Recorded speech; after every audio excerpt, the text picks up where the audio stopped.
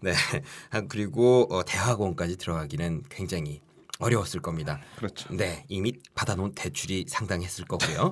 네, 그렇기 때문에 빨리 취업을 해야 되는 그런 상황이었던 걸로 좀 보여집니다. 그렇죠? 그렇죠. 네, 그리고 공부와 취업에 대한 부담감과 스트레스가 이만저만이 아니다. 네, 뭐 아닌 사람은 없겠습니다만 굉장히 큰 부담감을 가지고 있었는데 어느 날 미용실을 갔어요. 이발소를 가지는 않은 거 보니까 네, 그래도 외적으로 굉장히 관심도를 가지고 있는 사람이 아닌가. 네. 요즘 남자들 누가 이발소 갑니까? 이발소가 있나요 요새 어디? 어이 그럼요. 있습니다. 있습니다. 아무튼 미용실에 가서 100원 동전 우리 이순신 장군님께서 그려져 있는 100원 동전만한 크기가 생겼네요. 원형 탈모. 그러면 이제 이런 거 같은 경우는 정수리 쪽에 있는 걸 원형 탈모라고 하나요? 어떤 걸 원형 탈모라고 할까요? 원형 탈모는 원래 정식 명칭은 네. 부분 탈모예요. 부분 탈모. 네. 부분 네네. 탈모가 생기는 탈모 반 동그랗게 만들어져서 네네. 그 모양이 대부분 원형이니까 음. 원형 탈모라고 부르는 거고 어디든 생길 수 있어요. 부위는 어디든 생길 수 있는 건가요? 네, 채모도 눈썹도 수염도 어디든 생길 수 있어요. 심지어 심한 분들은 하나도 없는 분도 있어요. 수염이 지금 두 분 저도 그렇고 수염이 이제 매일 깎으실 텐데 네네.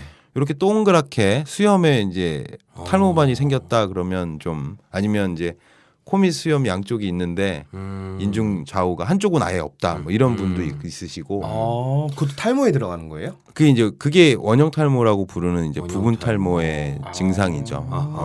이게 어디에든. 그냥 네. 처음 들어봤을 때는 예전에 처음 들어봤을 때는 원형이니까 동그랄 것이다라는 의미를 좀 받아들였었고 그 다음에 이거랑 거기 정수리 부분부터 이렇게 빠지는 그런 탈모 있지 않습니까? 그러니까 되게 이제 이런 지금 사진을 보여주고 계십니다. 네, 그러니까 그 가마 그렇죠. 쪽 중심으로 네네네네네. 동그랗게 빠지는 거는 이제 남성형 탈모 중에 네. 우리나라에서는 요새 이제 V형이라고 불리우는 예전에 O형이라고 불렀는데 네네. 그런 형태의 남성형 탈모증의 증상이고 요걸 이제 원형 탈모라고 말씀하시는 분들이 많이 있어요. 원형 동그랗게 빠지니까 근데 네네네. 원형 탈모는 머리카락이 가늘어진다든지 네. 이런 게 아니라 숱이 줄어드는 게 아니라 아예 없어집니다. 그냥. 지금 원장님께서 사진을 잠깐 보여주셨는데 보이지를 않으시니까 말로 좀 설명을 해드리자면 우리 옆집에 사는 아저씨들 있으시죠. 그래서 열심히 자존심을 부리기 위해 옆머리를 굉장히 길게 기르십니다. 그렇죠. 과거에 어떤 쿵푸 허슬이라는 곳에 두꺼비로 출연을 했었던 사람처럼 길러서 반대쪽으로 넘겨주시는 그럴 때 보시면은 그 위쪽 머리가 아주 조금 많이 없으신 뭐 그런 사진을 좀 보여주셨습니다. 그런 게 예전에는 O형 탈모라고 불렸었는데 지금은 이제 V형. 네, 탈모라고 지금 사진을 좀 보여주셨어요. 네, 그리고 좀 사진들을 이렇게 이거는 그러니까 부분이 없네요. 사진을 보니까. 되게 이제 동그랗게 생기는 경우가 대부분이고요. 네네. 뭐 작은 거 한두 개 정도는 그냥 저절로 없어지기도 해요. 네. 근데 이제 좀 크기가 커지거나 너무 여러 개 생기거나 아니면 네. 머리 전체가 빠지는 경우도 있어요. 지금 보여주신 사진 같은 경우에는 어떻게 생겼냐면 옆머리, 윗머리, 앞머리 뭐 상관없이 굉장히 부분적으로 군데군데 조금 이제 동그란 형태로 빠져 있는 경우도 있고요. 그 다음에 되게 심한 경우는 거의 진짜 머리가 그쵸. 없다라고 숱이 이제 봐야 너무 될 많이 정도로 굉장히 심각한 그런 사진을 좀 보여주셨습니다. 그러면 여기서 말하는 원형 탈모는 이제 어느 부분에서든 생길 수 있는 그런 탈모다. 부분 탈모다. 아하, 네, 여러분도 알고 계시면 좋을 것 같고요. 여기서 이게 좀 안타까운 부분인 것 같아요. 제가 보기에도 좀 치료 시점을 놓치지 않았나 막 이런 생각도 좀 들거든요. 놀라서 주변에게 물어봤는데 자연스럽게 낫는다. 라는 이런 이야기를 들었다는 거예요. 그리고 치료가 뭐 필요 없어 보인다. 그 정도인데 아니 뭐 완전 크진 않았었던가 봐요. 그래서 놔뒀다고 합니다. 이 부분 어떻게 보십니까? 그러니까 전형적인 케이스라고 보여지는데요. 대부분 원형 탈모는 발생 즉시에 발견할 수가 없어요.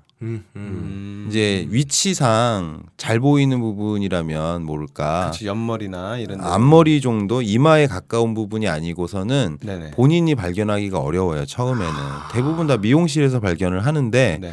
미용실에서 대부분 이제 한두 개는 저절로 낫더라. 경험적이죠. 많이들 보셨을 테니까 실제로 원형 탈모가 아니고도 그 외에 많은 탈모 진단을 초기 진단은 대부분 미용실에서 많이 받습니다. 뭐 머리숱이 많이 줄었다고 해서 왔어요. 네. 뭐 머리숱이 전보다 가늘어졌다고 그 단골 미용실에서 얘기해서 확인해 보러 왔어요. 이런 경우가 많아요. 아니면 이제 뭐 스스로 네네. 느낄 수도 있지만. 네. 근데 다행히 이제 그 미용사분이 보신 분들은 다행히 이제 아주 가벼운 상황에서 한두 개 정도 생겼다가 없어지는 경우를 보셨겠죠. 네네. 실제로 그런 경우가 많이 있고요. 근데 그게 과연 어떻게 진행할지에 대해서 예후를 판단하기에는 너무 부족한 정보고 네. 그렇죠. 부족한 경험이기 때문에 가능하면 좀 확인을 좀 해보시는 게 그렇죠. 병원에서 좋을 것 같고요. 네네. 네. 솔직히 감기만 걸려도 좀 이렇게 병원들 자주 가는데 요건 네. 진짜 큰일 아니겠습니까? 그리고 그렇죠. 참고로 말씀드리지만 저희는 미용실 안티 방송은 아닙니다.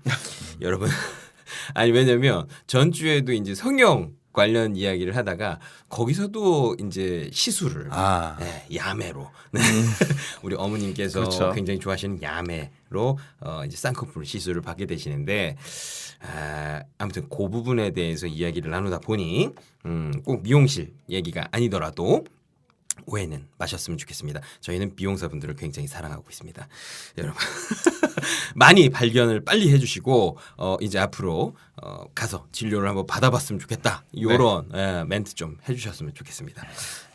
일단은 그러면은 조금이라도 발견이 되면 빨리 좀 병원에 와서 검진 진단을 좀 받아보는 게 어떻겠느냐 뭐 그런 네. 말씀이신 거죠? 네, 맞습니다. 그러면 만약에 제가 이제 뭐 미용실 갔을 때 뭐 부분 탈모가 있어서 어느 병원을 가야 될까요? 보통 뭐 가까운 피부과에 제일 먼저 가세요. 피부과요. 네, 피부과에 이제 피부과에 먼저 가시고 네. 피부과에서 검사를 이렇게 많이 해보는 경우는 많지 않고요. 네네. 되게 이제 스테로이드 주사와 네네. 발모제 미녹실이라는 약을 발라주거나 네네. 아니면은 이제 뭐 항진균제나 항바이러스제 뭐 이런 것들을 쓰는 방향으로 보통 치료를 시작해요. 네네. 그게 이유가 원형 탈모는 이제 그 일반적인 탈모, 네. 그러니까 노화, 뭐 가족력 이런 네네네. 거와 다르게 면역 세포들로 인한 탈모라고 보고 있기 그렇죠. 때문에 네. 면역 세포 T 세포가 그 이렇게 머리를 공격해서 생기는 염증으로 인해서 이제 모낭이 손상되고 네. 그러면서 탈모가 진행하는 거라 지상 최고의 소염제가 스테로이드거든요. 그렇죠. 그걸 쓰는 순간 이제 염증이 가라앉으니까 염증이 가라앉으면 사람 몸은 원래 문제가 사라지면 다 자생하려고 하는 네네. 기전이 있기 때문에 자연스럽게 다시 회복이 되죠. 그렇게 치료를 시작하는데 아쉽게도 뭐 한의원에 바로 오시는 경우는 많지 않고요. 그렇죠. 되게 피부과에서 치료를 한 6주, 4주에서 6주 정도 하셨는데 별 반응이 없다. 네. 그럼 이제 바로 대학병원으로 가십니다. 그러니까요. 네. 우리나라는 약간 의료 구조의 특성이기도 해요. 네, 이 부분에 대해서는 정말 저도 굉장히 아쉬워하는 부분인데 이 부분은 우리가 먼저 요 사연을 이야기하고 좀 심도 깊게 뒤쪽에서 한번 네. 다뤄보도록 하시죠. 네, 네. 네. 그렇게 해서 일단 피부과나 아니면 대학병원에서 이제 진료 진단을 좀 받게 되시는 경우들이 많이 계시고, 자 다음 부분을 좀 넘어가 볼게요.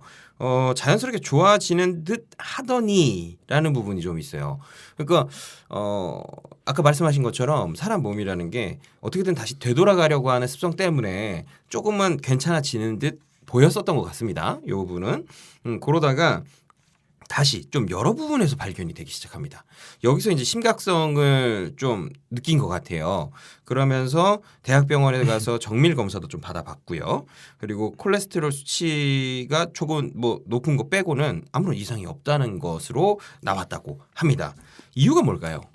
되게 이제 그 자가면역 질환이라고 하는데요. 이런 유의 질환들을 자가면역 질환을 그 진단하는 검사들이라는 게 대부분 면역 글로불린 검사가 있어요. 네네. 근데 제가 알고 있기로도 원형 탈모 같은 경우에 혈액 검사나 기타 검사상에서 이상이 보이는 요소는 거의 없다고 듣고 있습니다. 그래서 자가 면역 질환이라고 부르는 이유도 네.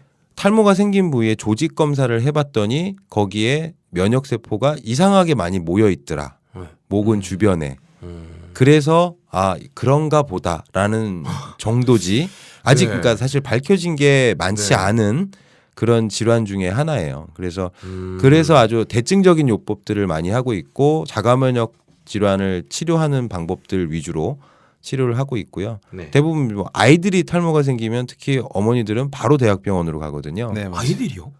예. 아이들아, 소아 탈모도 있다고. 소아 탈모가 그러더라고요. 점점 늘어요. 오. 늘고 있어요 지금? 늘고 있어요.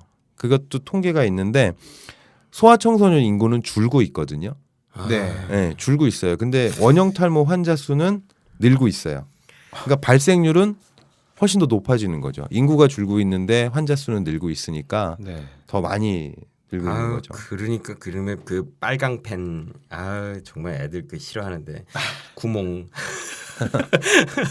여러분들 너무 사교육 너무 그러지 마세요. 그게 참 어려운 것 같아요. 그러니까 그 제가 본 아이들 중에서는 엄마한테 한글 배우다가 온 애도 있었고요. 아이고, 이런. 어린이집 다니기 시작하면서 생긴 아이도 있고 그다음에 그 1등 하다가 1등을 놓치면서 생긴 학생도 있고요. 아, 근데 그게 참 어려운 게 그 안 할 수는 없는 것들이에요, 대부분. 그렇긴 해요. 네. 누구라도 또 하고 있고 또 아이들 입장에서 보면은 그런다고 하더라고요. 저희 아이 같은 경우에도 보면 유치원에서 이제 초등학교로 넘어가고 있지 않습니까? 네. 유치원에 처음 들어갈 때, 그러니까 어린이집도 있었다가 유치원으로 들어갈 때 완전히 인격 자체가 나뉘게 되는 것 같더라고요. 완전히 사회생활을 하는 사람이 돼버려요. 예, 그러니까 우리가 바깥에서 이렇게 웃고 서로 이제 술도 먹고 즐기다가 집에 들어가면 아유 내 인생은 왜 이래 하는 사람이 되는 것처럼 이상하게 집에서 하는 행동과 거기서 하는 행동이 굉장히 다르더라고요. 맞습니다. 네. 그게 많이 달라져요. 네, 그런 부분에서 엄청난 스트레스를 받고 있다. 네. 네, 그런 게 굉장히 많이 느껴졌었거든요. 그 제가 그 소아 탈모든 뭐 성인이든 간에 네. 그 스트레스에 관해서 얘기를 할 때 스트레스를 안 받는 건 안 되는데 어쨌든 그래도 네. 스트레스를 잘 받아들이는 과정이 필요하거든요. 특히 질환 자체를 받아들이는 과정도 필요하고요. 원래 이제 그 드라마나 영화 보면은 그 주인공이 불치병 같은 거 걸리면 한동안 그 거부하잖아요. 네네 맞아요. 아닐 거야 뭐 네네. 이러고 뭐 방황하고 네네네. 대부분 환자분들이 마찬가지예요. 이게 정말 그렇게 무서운 병인지 어려운 병인지 좀 그 받아들이기 힘든 그냥 저절로 나을 거야. 그래서 병원에 늦게 오시는 경우도 있어요. 그 미용실에서 듣은 얘기를 철석같이 믿고 싶은 거죠. 그렇죠, 저절로 그렇죠. 나을 거야. 네. 네. 근데 말씀하신 대로 아이들이 처음에 태어나서는 하기 싫은 거와 불편한 거와 좋은 것만 있거든요. 네네. 배고프다, 배가 부르다, 졸립다, 뭐 잠을 잔다. 네. 네. 그다음에 뭐 기저귀가 찝찝하다, 네. 개운하다. 네. 뭐 이렇게 나뉘다가 이제 시간이 가면서 해야 될 일이 하나씩 늘어가요. 네. 특히 어린이집 다니거나 이제 유치원 다니거나 이렇게 그 단체에 소속되는 네, 순간부터 그렇죠. 해야 되는 일이 늘어나기 시작하죠. 네. 그때부터 어려워지기 시작하는 거예요. 이제 해야 할 일, 하고 싶은 일, 하기 싫은 일 이것들이 막 섞여가기 시작하고 네. 성인이 되는 순간에는 거의 그 경계가 사라지는 겁니다. 하기 싫은 일 중에도 해야 될 일이 있는 거고 네. 뭐 하고 싶은 일이 있는데 할 수 없는 일도 있고 뭐 이런 것들 때문에 그래서 그런 것들을 좀 나누어서 생각해 가면서 자기가 어떻게 풀어갈 것인지 그것들을 그러면 확실히 스트레스를 좀 덜 받아요. 그런 걸 얘기를 네. 이렇게 보호자분들에게도 해드리고 본인분들에게도 해드리죠. 네. 아무래도 우리가 오늘 사연의 주인공은 27살의 취준생이긴 했습니다만 네네. 자꾸 저한테는 지금 이 이야기가 굉장히 공감이 가고 자꾸 더 끌리게 되는 건 어쩔 수가 없는 것 같습니다. 그러면은 이 소아 탈모 같은 경우에도 많이 보셨던 거죠? 네, 많이 봤습니다. 그럼 이런 부분 같은 경우에는 어떤 식으로 이제 잡아줘야 될까요? 집에서도 그렇고. 어릴수록 좀 어려운 구석이 많아요. 왜냐하면 자기 생각을 잊는데 미운 4살이라고 하잖아요. 네네. 그게 이제 자아가 생기면서 생기는 것들이고 그러니까 좋고 싫은 게 생기는 거죠. 그래서 있기는 한데 표현을 잘 못해요. 애들은 그래서 뭐라고만 하면 울기 시작하는 게 할 말은 있거든요, 마음속에. 네. 네. 근데 그걸 이렇게 조리 있게 설명을 못 하죠. 어디 가서 뭐 잘못했대 이제 너 왜 그랬어 그러면 얘기하려고 하다가 바로 울어버리는 게 이제 조리 있게 설명이 잘 안 되니까. 그러니까 아이가 어떤 문제로 인해서 고통받고 있는지를 파악하기가 너무 어려운 거예요. 네, 아이들 네, 같은 네. 경우에는. 네. 그래서 그런 경우는 이제 놀이 치료, 뭐 미술 치료, 음악 치료 이런 것들을 많이 권하죠. 그리고 그런 걸 통해서 아이가 어떤 문제로 고통받고 있다는 게 확인된다면 빠르게 그 환경을 개선시켜주면 빠르게 호전이 됩니다. 야, 이 놀이 치료. 네. 다음에 좀 더 뭐 기회가 되면 그런 부분도 한번 우리가 찍어서 그렇죠. 네, 뭐 어떤 놀이 치료를 이제 권장을 하는지 그런 부분도 알려드릴 수 있으면 되게 좋을 것 같습니다. 네. 그리고 근데 지금 이 27살이잖아요. 취준생. 네. 그럼 이 부분 탈모 같은 경우는 어떻게 치료를 받으면 좀 이렇게 완치가 가능할까요? 그러니까 원형 탈모, 부분 탈모는 완치가 가능한 질환이에요. 그렇습니다. 완치가 가능한 질환인데 다만 이제 예후가 나쁜 경우들이 있어요. 네, 네. 너무 어렸을 때 발병했다든지 너무 여러 번 발병했다든지 네. 위치가 그 테두리 쪽에 가까운 그러니까 뒷머리라든지 귀밑머리라든지 이런 쪽에서는 좀 예후가 좀 안 좋은 편이기도 하고 중요한 건 모든 질환은 어쨌든 원인이 있을 땐 다시 생길 수밖에 없는 거거든요. 그래서 네네. 원인 관리가 안 되면 반드시 재발이 되니까 네. 어떤 경과로 인해 생겼는지 이런 것들을 잘 살피고 그것들을 잘 관리해주면 완치라고 부를 수 있습니다. 제가 보통 치료를 하면 나이가 어린 경우에는 한 5년까지 계속 그 다시 재검사를 계속 해봐요. 그러니까 치료가 끝나고 뭐 한 3개월 뒤에 다시 오라 그러고 6개월 뒤에 다시 오라 그러고 한 1년 뒤에 다시 오라 그래서 5년 정도까지는 계속 관찰을 합니다. 그래서 그 5년 뒤까지 별 문제 없고 그러면 이제 잘 살아라 이제 나 볼 일 없을 것 같다. 근데 그렇지 않은 경우는 다시 오는 경우가 너무 많습니다. 5년까지 좀 지나고 나면은 좀 해소가 되었다. 이렇게 좀 봐주시는 거죠. 문제를 이제 그 큰 문제 없이 잘 살아갈 수 있는 상황이 된 것 같다. 뭐 이렇게 보는 거죠. 어떻게 보면 이제 아이 입장에서 봤을 때 좀 컸구나. 네, 이렇게 봤을 수도 있을 것 같아요. 네, 안 받을 수가 없으니까 스트레스는. 그렇죠. 스트레스는 뭐 네. 먹고 사는 문제고. 발생 연령대가 보통 제가 제일 많이 보는 연령대가요. 네, 몇 살? 요 나이 때예요. 20대 중반. 그러니까 말씀하신 중반. 대로 이제 그 대부분 이제 유치원 어린이집으로 시작해서 대학, 네. 군대 여기까지 네네. 소속이 한 번도 소속 없이 살아온 적이 없었거든요. 자연스럽게 계속 소속이 생기는 거예요. 물론 대학 때 이제 잠깐 뭐 아닐 수도 있긴 하지만 근데 군대 갔다 올 때쯤부터 이제 정신을 차리기 시작하죠. 대부분 남자들은. 네. 그러면 이제 제대하고 네. 내가 과연 이렇게 다음 소속이 어디로 될 것이냐, 가능할 것이냐 이런 고민이 들어가면서부터 이거죠. 예. 네, 맞춤형. 네, 맞습니다. 이 사람은 빠질 수밖에 없었어. 취업 맞네요. 준비. 다만 이제 그러면 그렇다고 다 원형 탈모가 생기는 건 아니거든요. 하긴 좀 그런 것 같아요. 그렇죠. 그러니까 그 사람만의 문제가 또 다른 게 있겠죠. 그걸 이제 찾아서 치료를 해야죠. 그리고 막 주변에서 놓고 보면 어차피 막 어른들 같은 경우에도 좀 쉽게들 말씀들을 많이 하시는 것 같아요. 너만 하냐? 남들 다 하고 다 똑같이 살고 있는데 왜 너만 이렇게 유별나게 이러느냐? 그런 것에서도 또 마음의 병이 더 생기지 않나? 그런 부분들도 많이 말씀들을 하세요. 보호자분들 같은 경우에 그게 이제 뭐 넓은 범위에서 병식의 문제다, 병을 인식하는 문제. 네. 그러니까 마치 알러지 질환이 있을 때 네. 내가 만약에 뭐 그 털 있는 과일들 같은 거 있잖아요. 뭐 오이 아니 참외라든지 이런 거 복숭아? 먹으면 복숭아 이런 거 네네, 먹으면 알러지 생기는 네네. 분들이 있거든요. 네네네.